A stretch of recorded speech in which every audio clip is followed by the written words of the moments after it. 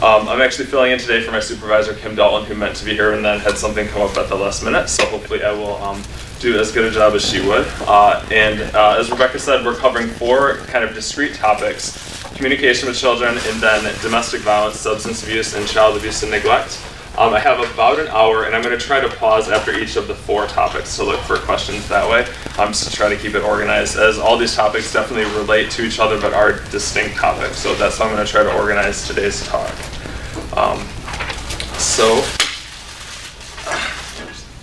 First thing that we're going to talk about is communicating with children and clinical issues that may come up in communicating. So the most important thing in the very first slide that we're going to talk about is using time, which is to say that when you're representing a child in court, it's much different than representing an adult. You have to take time to build that relationship with a child. You can't just explain to a child that you are assigned to protect their best interests and have a child accept that. It's going to take much more work for a child to come to trust you and understand that you are a safe person for them to talk to than it would, say, an adult client that can actually grasp what an attorney-client relationship is. In order to build that trust and be able to have a relationship with a child that makes you be able to represent them in the best way that you can, it's going to take multiple meetings. We always recommend starting very slow when you're getting to know a child. Oftentimes you will be assigned to a case and you have a lot of questions right off the bat, and there's kind of a little bit of excitement right away, and your first meeting with the client is always an exciting thing. But I oftentimes, when I'm first meeting with a client, won't even address case issues for the whole first visit, just because, especially for younger children, you're going to need time for them to understand who you are and to grow to trust you and realize that you are a safe person that they can share things with. Similar to that, the whole picture may take a long time for you to piece together a situation. A kid may start to trust you and feel that he's able to talk to you, he or she may be able to talk to you about relationships with their parents, but may not be able to talk about what may have happened to them, and that may take several visits down the road until you're able to finally get a full sort of puzzle put together as to a whole picture about what's going on with a child or what may have happened to a child. A third piece of advice that we always give when it comes to building relationships with kids is pretty intuitive but important nonetheless, is just to be consistent and follow through. No different than any other kid who's not involved in some sort of custody case. A kid will remember what promises are made to them by an adult, and if you're showing up late or not following through with some sort of meeting that you said you would make with a kid, the kid will remember that, and that will impact your relationship working with them. Something as social workers we like to talk a lot about is how to create safe space for productive communication with kids. And there's 2 sort of similar but different ways to think about that, and that's I think both are important in order to have successful and productive communication, and that is safe physical space as well as safe emotional space. One sort of baseline rule that we typically use when visiting with kids is that you want to see them outside the presence of their caregiver. That's true whether they're in foster care, whether they're with a biological parent, or some other party is their primary caregiver. That person, if they're present in the room, is going to impact the kid's ability to interact with you. It might impact what a kid is willing to share with you. And so we strongly recommend being able to see the kid outside the presence of that caregiver in order to have the best communication that you can have with them. So in order to do that, you need to have safe physical and emotional space. So that's going to be different in every household and every situation where you may see a kid. And I think some critical things that are important regardless of the setting, whether it's in the home or in a school, in a public library, or in any other setting, is you want to make sure that you're in a setting where there's minimal distractions, and that could be in the form of people coming and going, noise coming through walls. If they can hear a caregiver in the other room disciplining another child, for example, that may still, even if the parent's not in the room, may impact what the child's willing to share. So you want to minimize distractions to the greatest degree that you can. Another thing that's important is safe emotional space, and this goes back to building a trusting relationship with a client. Safe emotional space needs to be characterized by helping the kid understand that you want to help them. And I would say if a kid is of an age where they have a grasp of language, don't be afraid to just tell them plainly that you're there to help them and they can trust you. And even though they might not internalize that the first time you say that, hearing you say that over and over at the beginning of each visit will eventually make an impact, and they will start to see you as a helping professional in their lives. Parallel to that, you want to make sure that a child understands confidentiality to the extent that they're able. That's again trickier with younger kids, but especially when you get older kids, it's okay to assure them that you're not just going to go tell the parent what happens, because of course if they're afraid that they share something with you that gets back to their parent and could get them in trouble, that's a piece of information you probably want to know as their advocate, but it's a piece of information that becomes very difficult to get if they become scared to share that with you. And then similar to the past slide, make sure that you follow through and are consistent with whatever you communicate with them. That creates an emotional, yes, Rebecca?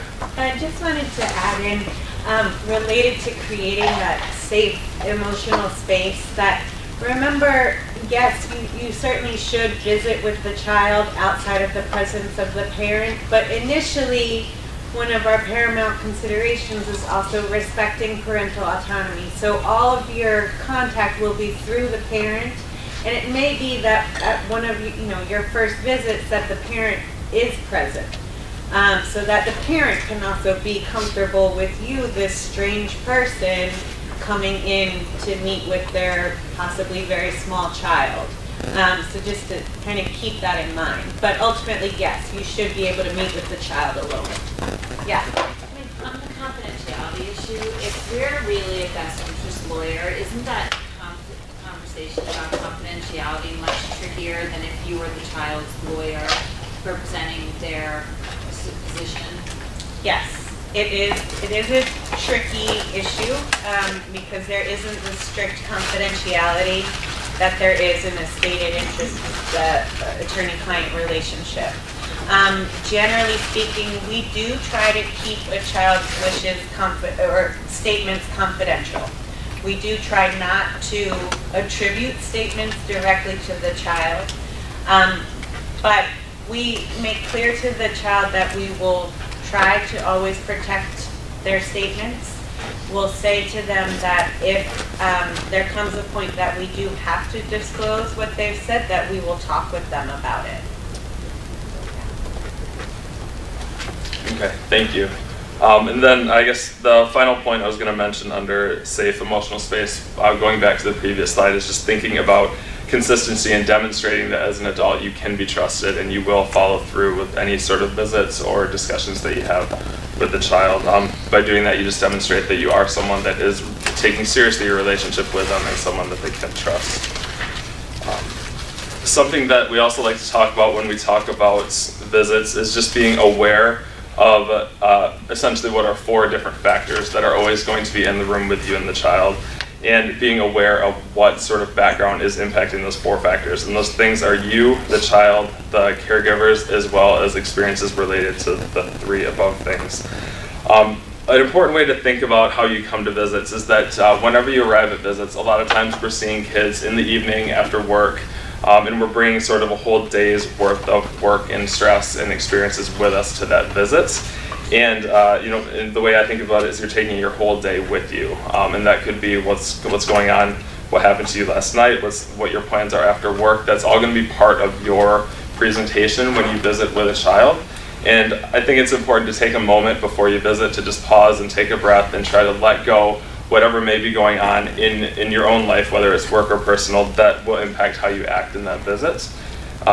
Also being aware of the child and what's going on with them in the room. Are you catching them between classes where there's social pressures going on and they might be seen by peers that might impact how they're ready to talk to you? Or are you seeing them right after some sort of traumatic event may have happened to them that's going to make them additionally suspicious of an adult? All sorts of factors like that the child is bringing to that visit that will impact how they are interacting with you. Third, the caregivers, even if they're not present in a room or during a visit, there's still sort of a presence that they have, and their relationship with their child will be impacting how the child is ready to relate to you.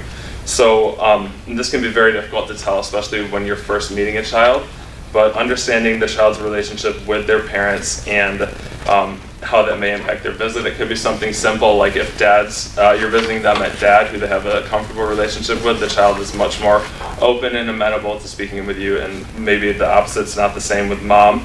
And so that if you're visiting them at mom's home or in mom's presence, that is going to make them much more reluctant to openly engage with you. And then finally, just remembering that we and the child bring our own values to every visit. And things that we carry with us, or our parents may represent different things to the children that we work with. For example, a lot of us probably dress a lot differently for our work life than these children's parents do. And that's especially true when you're serving underprivileged kids in the District of Columbia. So I often encourage people to maybe dress down, just dress like you would if you're interacting with your own son or daughter, if that's possible. I realize that sometimes we're living busy lives and often flying from work to an appointment with a kid, and it's not possible. But if it is possible, I think it's important to check yourself to make sure that you're presenting yourself in a way that the child is going to be as comfortable, and will try to assign experiences related to you as their advocate rather than you as a lawyer, or you as someone who works downtown, carries a briefcase, things of that nature. Especially when dealing with younger kids, engagement can be a barrier, and I think it's always important to be as creative as you can, and some examples are just to come up with any sort of activities or fun questions. I almost always will bring some sort of coloring, whether it's markers or crayons and paper, to visits, give children opportunities to color things, and then you can ask more creative questions such as, draw me a picture of your house, or if you could live in any house in the world, can you draw me a picture of that, and what does that look like, and whose bedroom is this, who else would live in this house. Similarly, draw a picture of your family, draw a picture of your favorite thing to do with your family, and you'd really be surprised what kids can generate when they're just given sort of the non-directive license to branch out and be creative in how they're trying to express things to you. A couple of specific examples of fun questions that are pretty commonly used with kids is to ask kids if they could have 3 wishes in the world, or pretend that you're a genie and they can rub a bottle and you give them the 3 wishes. What would those 3 wishes be? Another example, if the kid had $1 million and could do whatever they wanted with that $1 million, what would they do with it? And just using those type of non-directive things, kids can really come up with really interesting answers. And that can be useful even if it's not directly related to case issues, and maybe sort of the legal questions and assessment and investigation questions you have in your mind. You can get to a lot of that by doing something much more non-directive and get the kids to tell you that story with something like drawing or non-directive play. So specific pointers about communication. I think one of the traps that we like to fall into as professionals is using closed or sort of limited questions, whereas open-ended questions will work much better with children. By using open-ended questions, you give kids a chance to come up with more answers. You give them more freedom to give you the answer they really want. A lot of kids will really work hard to give adults the right answer, and even try to figure out what that right answer is, whether they actually feel that way or whether that's true or not. But by using open-ended questions, you kind of take away that push for a certain sort of right answer that a kid's going to want to give. Similarly, you want to be an active listener, and that can be everything from eye contact to making sure that you're not checking your phone during visits. Just doing whatever you can with your body language to demonstrate to a kid that you are engaged. We also say remember that your body is doing a lot of the talking. It's not just the words you use, it's how you interact with the kids. So with younger kids, I think it's very common and important if you can just get on the floor and play with them, play an Uno game or play with their stuffed animals or dolls or whatever toys they may choose to play with on the floor with them. That's going to communicate to them that you're there on their level. And it's going to make communication easier between you. Similarly, it's not what you say, it's how you say it, and we'll talk about that on the next slide. And also demonstrating empathy. A lot of these kids will have gone through some sort of adverse experience, and if they get to a point where they're ready to talk to you about that, they are putting themselves in a pretty vulnerable position to talk about an adverse experience with an attorney or a social worker. And it's important that if you do get to a point where you're talking about that you are reflecting empathy to them. Let them know that whatever they've gone through, you take very seriously and you are saddened by it as well. Thinking about the language you use and making sure that you're clear on what kids say. I think it's important to bounce back whatever a kid tells you. Don't be afraid to paraphrase just to demonstrate that you understand what a child is saying. I encourage you to use the same words and the same language that kids have. Another thing I often remind attorneys is to keep in mind that a lot of the kids we work with may have underdeveloped language skills for their age, so it might be a 6th grader who's operating on a 3rd grade level as far as their ability to use and understand language. And just being attuned to that and making sure that your language is appropriate to the child's biological age and to their developmental level is important. And finally, make sure that you use the same words as the child, and that could apply to really anything the child wants to describe. It could be just referring to an adult. They might call their uncle Uncle Dave, and you actually know that his name is Fred and he's not even their uncle, but he's calling him Uncle Dave. Make sure you use the same language that a child uses when identifying people or things. All right, so I feel like I went very quickly through that, and that is what I wanted to mention when we talk about communicating with children. Does anyone want to answer or ask any questions at this point before we move on to domestic violence? Okay. All right, so second topic that we're touching on is domestic violence. I think as a CGAL, clients won't universally have been exposed to an adverse experience, but domestic violence and then substance abuse and child abuse and neglect, the other 2 topics that we'll touch on, are much more common among the populations that you work with a CGL, even if they have not universally been exposed to these adversities. So first, just talking about what domestic violence is. The simple definition of domestic violence is that it's power and control through fear and abuse.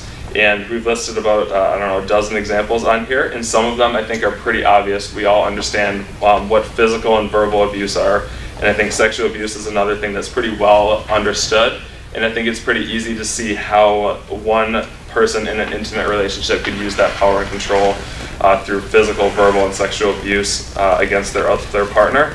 But more and more we're starting to understand domestic violence is a lot broader than just overt abuse. And it can include things such as isolation. Examples would be one person in a relationship going to social events and saying that their partner's not allowed to go with them and banning that person from going to that event. Coercion, if you don't do X, then I'm going to do Y, and some way to compel and use your power to get your partner to do whatever that desire is. Harassment is a common one. I think especially if you have a teenage client who's experiencing domestic violence, this is something to be especially attuned to, but also domestic violence between caregivers in our cases is common. And harassment can take forms such as showing up at someone's place of work in order to just remind them that your presence is there and you're going to exert power and control. And if you show up at someone's place of business, for example, you're showing that they can't just get away from you. You know where they are. And your presence and your power is going to be part of their life. Similarly, economic control, one person in a relationship controlling finances of the other person is something that's pretty common. Abuse of trust, intimidation, and threats are fairly well understood. Emotional withholding, property destruction, I think something that's become really common in this day and age is using a person's cell phone or destroying a person's cell phone as a way of exerting power and control over them. I'm thinking, I use the cell phone example because I think it's probably the most common one that I see. And it also represents a lot of the other forms of domestic violence on this list. For example, if you take away a partner's ability to communicate with other people, that's putting them in isolation, as well as destroying the phone in front of them.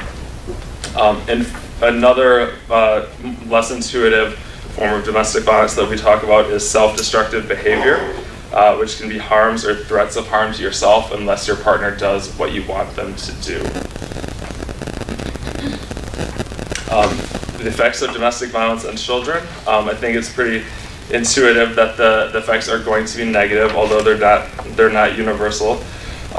But some of the things that we see in children 5 years and younger are regression, and by that we mean moving backwards in the child's developmental stages. So, for example, you may have a 4-year-old who's fully potty trained and doesn't suck their thumb, but may begin doing both of those things, and may begin bedwetting and sucking their thumb again after being exposed to domestic violence or any other sort of developmental backwards movement. Similarly, withdrawal from touch or being very clingy. Oftentimes in children exposed to domestic violence, you'll see that they either cling to a caregiver and want that caregiver to be with them everywhere. They want to sleep in the same room as their adult caregiver, or they might actually be very intentional in doing the opposite, which is never physically touching or physically attaching to an adult caregiver. And importantly, it's also not often organized in kids, which is to say it can be both clingy and withdrawal with the same person, with different people at different times depending on different situations. So what's important to look for is if there is some sort of elevated clinginess or withdrawal just in any situation that can be an indication of domestic violence. Another one that's common and is another thing that you might witness in visits is violence in play. If a child is playing with dolls or stuffed animals in such a way that one is constantly getting beat up upon or one is targeted by other ones, that can be a sign of domestic violence exposure. Difficulty sleeping and or nightmares, another symptom of DV. And then generally speaking, that the need that the child has for attachment is disrupted. When we talk about child attachment, it's critical that children do attach to caregivers in order to grow and develop in a healthy way. And if they do witness domestic violence, that among who they would identify as their primary caregiver or caregivers, that can disrupt their attachment to those people, which can then send them into some of the developmental regression and the other things that we've talked about. Another effect, higher risk of physical injury. One of the really shocking things that I've seen with children who are exposed to domestic violence is that when they'll just be playing on a playground and it be the same playground that a perfectly well-adjusted child is playing on, they'll take that play to a much more intense and really dangerous level, to the point where you feel like you have to manage a child and that they're not safe to be on a slide, whereas a normal 5-year-old is safe because instead of just going down the slide, they're hanging off the slide or somehow subjecting themselves to some sort of injury or through the dangerous play that they're involved in. Increased crying is another effect that domestic violence has on children that's fairly intuitive. And then another one is eating problems, whether that means eating too much, refusing to eat when they're told to, and only wanting to eat when they're not supposed to be eating. And again, none of these are strictly indicative of domestic violence, and they may be seen in other well-adjusted children, but all of these, especially if you're seeing multiple of these symptoms, do indicate that there may be domestic violence that the child's been exposed to. Then moving to older children 6 to 11 years old, all of the things that I described for children 5 or younger would also be applicable to children 6 to 11 years old. And then additionally, because they're of school age, you start to see absences from school when a child's in a household where DV occurs. That's something that's been pretty well established, that they're much more likely to miss classes. Similarly, difficulty in school, academic or behavioral, so whether they're falling behind peers for reasons that the teacher can't pinpoint, or whether they sort of mid-year start to have problems with acting out or repeated negative behaviors, that can be a sign of domestic violence exposure. Similarly, changes in mood, being sad or worried. Some of the ways that you might learn of something like that would be if a child is constantly asking a teacher about their parent, or asking maybe when the bus is going to come pick them up from school. That could be indicative that a child is becoming preoccupied with domestic violence or something that they witnessed, and that's a symptom of that. Self-blame, if a child feels that they're somehow responsible for parents or for caregivers fighting. And finally, somatic complaints. Somatic complaints are injuries without a physical explanation. So if a child is constantly complaining of a headache, or say even that their arm hurts, or any part of their body hurts, and then you take them to the doctor can't see anything wrong, and they go home and it's still the same story. You try the things that you would typically try to address a complaint, and nothing seems to work, and the child is still complaining of some sort of pain or discomfort. That's what we call a somatic complaint, and that is often an effect of domestic violence. Then moving on to adolescents, defined as 12 to 17 years old, they are much more likely to be using or abusing substances at that age if exposed to DV. We see early sexual activity or unsafe sex, school truancy, staying out beyond the curfew, and really any of the other behaviors that I've already mentioned. So especially when talking about adolescents, I think that it's clear how the behaviors specific to adolescents show that there has been a disrupted development from the exposure to domestic violence, which is to say, because they saw the domestic violence, they're no longer following the developmental track that you would expect of children who were not exposed to domestic violence. And so that begins to manifest itself in things that are inappropriately adult-like, such as the sexual activity or unsafe sex, and making their own decisions about school regardless of the social norm. It's important to note that children will experience domestic violence differently, and oftentimes children that are exposed to domestic violence will be resilient and may not experience any of the symptoms that we talked about regardless of age or developmental stage.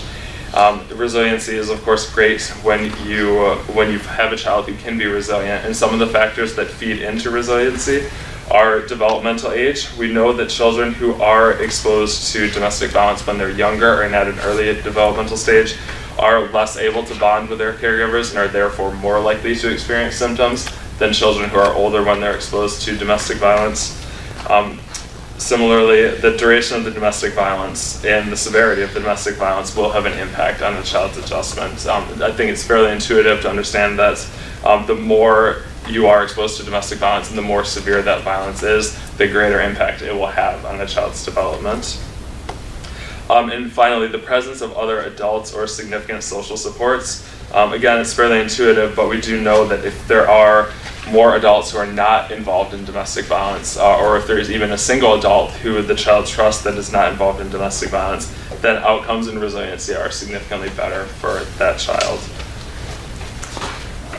Couple statistics about domestic violence. 1 in 4 women will experience domestic violence in their lifetime, and 85% of domestic violence victims are women. Of course, the converse of that is that 15% are men, and I think it's also important to point out at this stage that domestic violence isn't limited to heterosexual relationships, but also occurs in same-sex relationships, be that 2 women or 2 men. Domestic violence is prevalent in all forms of relationships. And importantly, especially for our population, 30 to 60% of abusers will also abuse children in the household. So if someone is a batterer, is violent towards their partner, that does obviously indicate a propensity of violence towards children. Characteristics of victims and abusers. Again, most women are more likely to be victims than men. It's about 85% to 15%. And in the age of 20 to 24 is the highest occurrence of domestic violence. It's not to say it does not occur outside of that range. Of course, there are plenty of outliers, but that is sort of the peak 5 years of life when people are most likely to be victimized. And studies have found no correlation between personality type and being a victim, which I think is important. I think from movies and TV, the media perpetuates a lot of stereotypes about sort of a typical domestic violence victim. But people who work in the field and studies continue to demonstrate that there is no specific personality or profile of someone who may be a victim of domestic violence. When we talk about characteristics of abusers, one thing that you often see is that they may deny or make light of the abuse or blame the victim. Blaming the victim can take many forms, such as sort of almost flattering them. My wife was just dressed so attractively that it got me excited and it just got carried away, and so I decided to hit her. Not very logical, but they might use some sort. That's something that I've heard several times when working with batterers. Really, any way that they can find to rationalize their behavior, because I think the abusers are smart enough to know what they're doing is wrong, but they are also going to use any rationalization they can to put the blame off of themselves and onto the victim. Choosing to respond in an abusive manner. So if you're talking about allegations of abuse, and say you're perhaps at a hearing for a temporary protective order, and the person is confronted with the actions that the batterer took, they might respond in an extremely defensive or hostile or aggressive way back at the victim. Sometimes you'll see abusers express remorse, and oftentimes abusers can be smart, witty, and charming, and can be loving parents. And I think the final point of loving parents is especially important, because when you're dealing with a dynamic of power and control in an intimate relationship, so for example, parents of a child that you may be representing, oftentimes what we will see is that an abuser may initially look better to an outsider than a victim will. And that's because The abuser often will have power and will be comfortable in the situation. So when you go out to meet an abuser and say interview him or her about the case, they may seem put together, they have clear answers, and they provide a compelling narrative about what's going on in their life and with a child, whereas a victim may often be a little more scattered, less organized in their presentation. Oftentimes they don't have means because the means have been taken by the batterer, so therefore their physical presentation is not as appealing.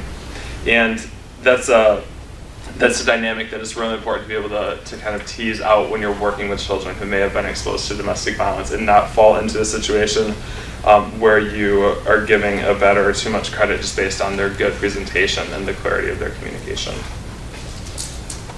Okay, so that is the end of the domestic violence section. Does anyone have any questions on DV before we move on to substance abuse? Okay, go right into it then. So talking about substance abuse, first we're going to talk about just what is substance abuse, issues of abuse versus dependence and what the difference is, symptoms and signs of substance abuse, impact of substance abuse on children, the types of treatment modalities, and I think most importantly, how to assess recovery from substance abuse or substance dependency. So substance abuse is defined as a complex illness characterized by intense and at times uncontrollable drug craving, along with compulsive drug seeking and use that persists even in the face of devastating consequences. Addiction lines closely with dependence in that it is a physically driven thing. When you're talking about addiction and dependence, it's diagnosed as actually something physically has changed about the user's body that drives them to seek this substance and take whatever means they can to obtain it. And then when we compare that to abuse, abuse is less severe, and I won't read the whole definition because that'll take several minutes in and of itself, but I'd refer you to the DSM, which is the guide that's used to diagnose addiction as well as mental health disorders. But I think it is important still to understand that abuse is, while less severe than dependence or addiction, substance use becomes substance abuse when the use of that substance is starting to have some sort of negative impact on one's functioning. So whether that's work life, showing up late for work, not being able to perform as well while at work, or not being present for their children, so having a negative spillover from a hangover or from substance-seeking behavior that means they can't engage with their children the way they would were they sober, that would be considered substance abuse. So signs and symptoms of substance abuse. The way that we often, substance abuse is not something that you often learn about right away. It's something that people generally take a time to understand, either is a problem that they're experiencing or a problem that someone close to them is experiencing.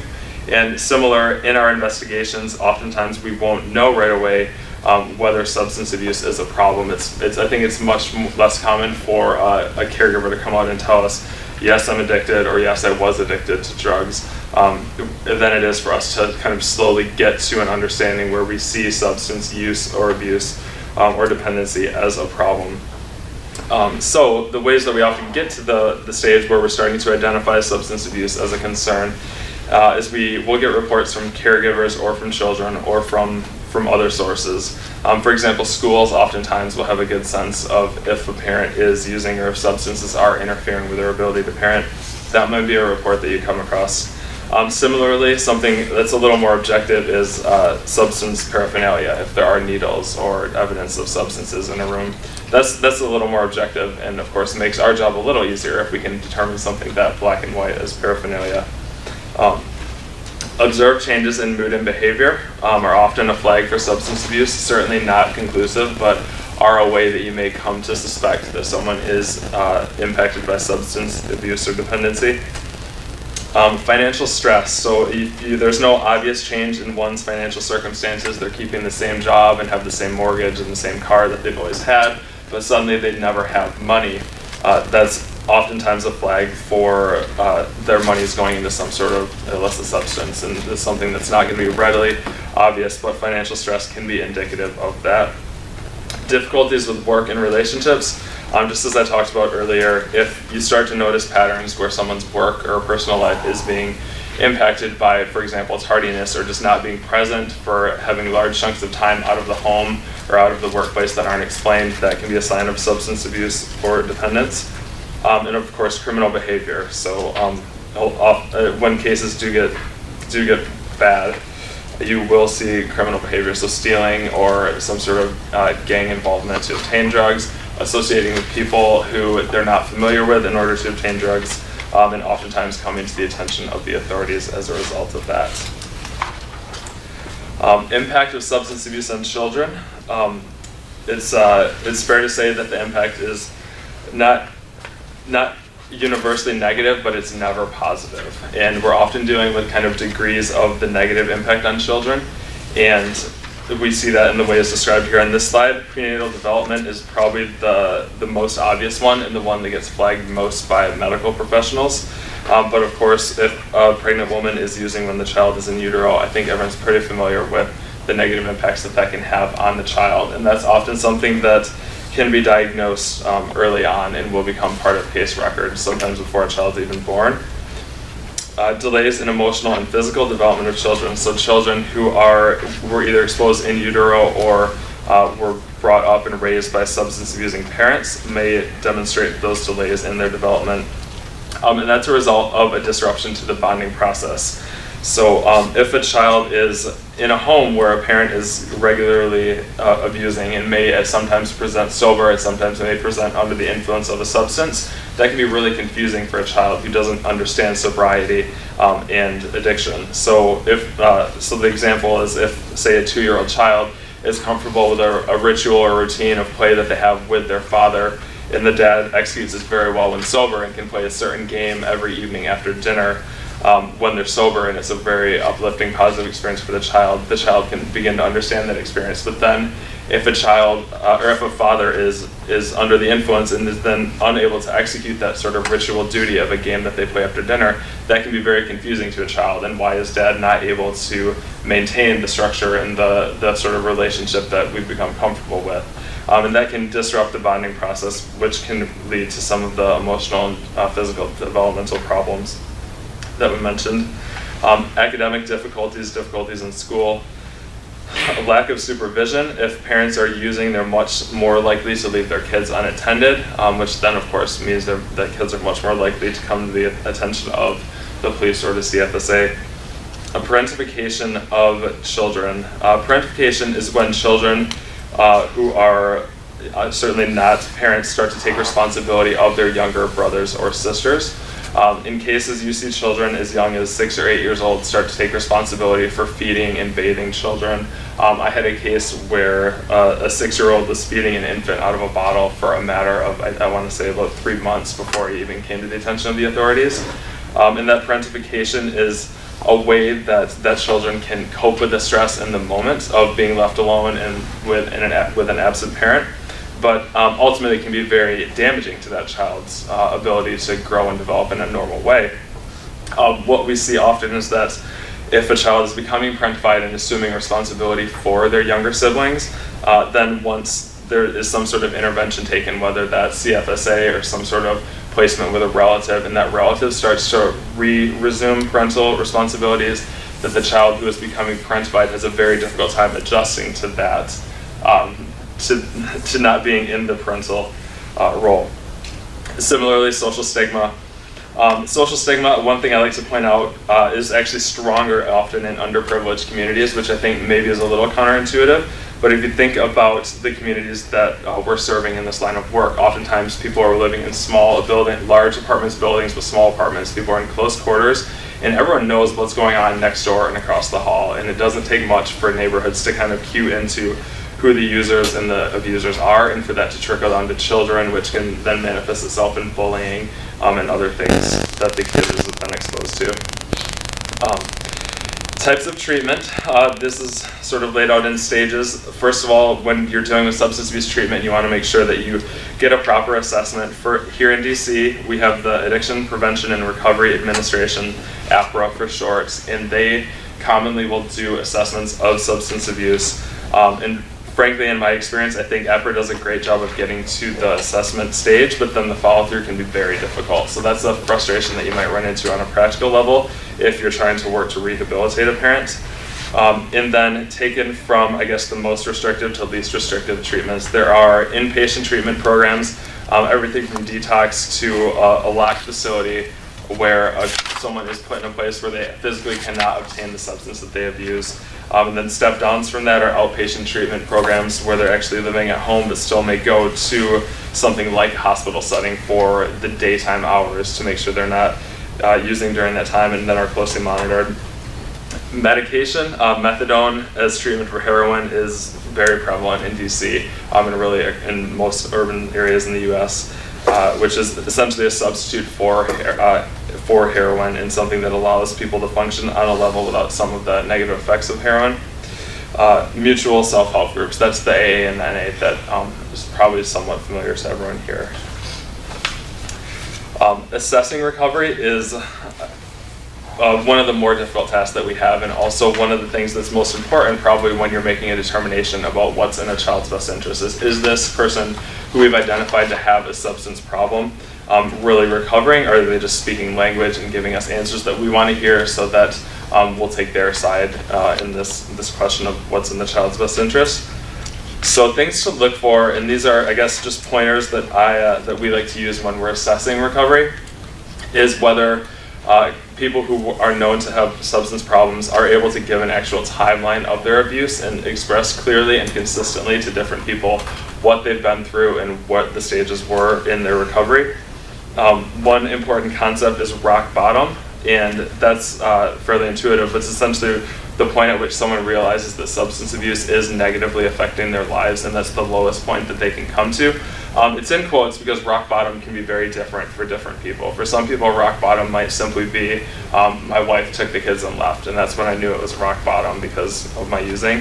For others, it might be more extreme. It's my wife took the kids and left, and then I got fired from my job, lost my home, and was then arrested, and at that point I realized it was rock bottom. So that's something that will vary by client, but the ability to identify what their rock bottom is and to demonstrate a desire to change from that is important. Triggers is another very common concept and very important one to understand when assessing recovery. Every user has triggers, and that's whatever reminds them of the use and may compel them to want to use again. So whether that's being in the same room in the home that they've commonly used in. I've had clients say that they can't live in the same apartment because every time they go to the bathroom, that's the bathroom that they would use in, and going to the bathroom is too difficult for them, and so it makes it impossible for them to recover. You can move them to a new home, and actually it's a very effective intervention for them. Something like food, I've had clients talk about going past a certain Popeyes as a trigger for use, and understanding that would often precede their use. Similarly, people, places, and things related to substance abuse. If a user can identify what people, places, and things would often precipitate their use, and explain to you what they're doing to avoid triggers, that's a protective sign. I think this can be one of the trickier parts because oftentimes people know to give the right answer and the answer that is sort of what people want to hear when talking about triggers. But I think one of the ways you can really drill and assess whether recovery is for real or not is by requiring that people be very specific about identifying who are your supports and what would you do if you encounter specific triggers. So I think the critical take-home point is to make people be as specific as possible. And the more specific they can be and more concrete, the better when assessing recovery. So that is the section on substance abuse. Rebecca is waving at me, which I know means I'm running out of time. Does anyone have any specific substance abuse questions before we rush through child abuse and neglect? Okay. So talking about child abuse and neglect is commonly broken down into 4 different categories. Those categories being physical abuse, sexual abuse, neglect, and emotional maltreatment. I think the first 2 are often the better understood of the 4 categories, and the second 2 categories can be a little cloudier, and you approach a lot more gray area when you're trying to assess neglect and emotional maltreatment. Physical abuse is defined as non-accidental trauma or physical injury caused by punching, beating, kicking, biting, burning, or otherwise harming a child, physical abuse is the most visible form of child maltreatment. So running quickly through signs and symptoms, just briefly the difference between a sign and a symptom. A sign is something, both are abnormal and they're related to a certain condition, but a sign is an indication of a condition that can be objectively observed by somebody from the outside, whereas a symptom is a manifestation of a condition that is apparent only to the patient or the person experiencing the condition. Signs of physical abuse include unexplained bruises, burns, bites, broken bones, and black eyes. And it can include injuries that are reported by a caregiver. These are the things that are most likely to be identified by a medical doctor, and oftentimes the times we can be most confident is when a doctor can identify physical abuse. And it can be medically proven, but it's also important to understand it doesn't require a medical diagnosis. So just because a doctor isn't diagnosing physical abuse doesn't mean it's not occurring. Symptoms of physical abuse include repeated accidents, fear, anxiety, aggression, and social withdrawal. Sexual abuse, as defined in federal legislation, the Child Abuse Prevention and Treatment Act of 2010. Sexual abuse includes the employment, use, persuasion, inducement, enticement, or coercion of any child to engage in or assist any other person to engage in any sexual explicit conduct or simulation of such conduct for the purposes of producing a visual depiction of such conduct, or the rape, and in cases of caretaker or interfamilial relationships, statutory rape, molestation, prostitution, or other form of sexual exploitation of children or incest with children. Again, as defined in law, it's fairly objective and pretty clear. I think we can all read that and get a pretty good sense of what is and is not sexual abuse. But I think it is more difficult to diagnose than physical abuse just because oftentimes the evidence is hidden from us or is much more difficult to come across. So, signs of sexual abuse can include bedwetting, pain, bleeding, or infections in the genitals or rectum, recurrent vomiting or stomach aches, and of course preteen or early teen pregnancy. Kind of coupled with that, I would add sexually transmitted infections, similar to if a preteen or early teen pregnancy. If a child is diagnosed with some sort of STD or STI, that's often a sign of some sort of sexual abuse. Symptoms of sexual abuse include hypervigilance or fear. Hypervigilance is a clinical term which essentially means you're at an escalated state, and oftentimes you can be easily startled or triggered by something. So, for example, a knock on the door is something that a well-adjusted child probably will not respond to. A knock at the door at 2 in the morning is something that a well-adjusted child will probably take some sort of alarm to. But a knock at the door during the daytime is not something that's alarming to a typical child. But if a child is alarmed by a standard knock on the door during daytime hours, they can often become super vigilant and anxious about whatever's on the other side of that door. That can be a sign of sexual abuse. Inappropriate sexual knowledge and or behavior, self-mutilation or threats of suicide, sleep disturbances, and running away are other symptoms. Neglect is frequently defined as the failure of a parent or other person with responsibility for the child to provide needed food, clothing, shelter, medical care, or supervision to the degree that the child's health, safety, and well-being are threatened with harm. And an interesting subset of neglect is educational neglect, which is probably the single most common type of neglect referral that we come across. Because schools are very attuned to children's attendance, and they are compelled to make reports to the authorities if children miss a certain amount of school. They make educational neglect reports, and that's something that again is pretty objective and easily substantiated. And so a lot of times our attention to neglectful families or to neglect is often kind of sparked by a report of educational neglect. And once educational neglect is investigated, we may find something much more severe, such as missing food, lack of shelter, lack of medical care, lack of supervision, and those types of things. Signs of neglect include children presenting as dirty or dressed inappropriately, being listless or tired throughout the day, developmental delays. Again, the lack of stimulation will inhibit a child's development, so that's one sign. And children who are in need of dental care, glasses, medical treatments, which is also often tracked and brought to our attention by hospitals, such as Children's and different area hospitals.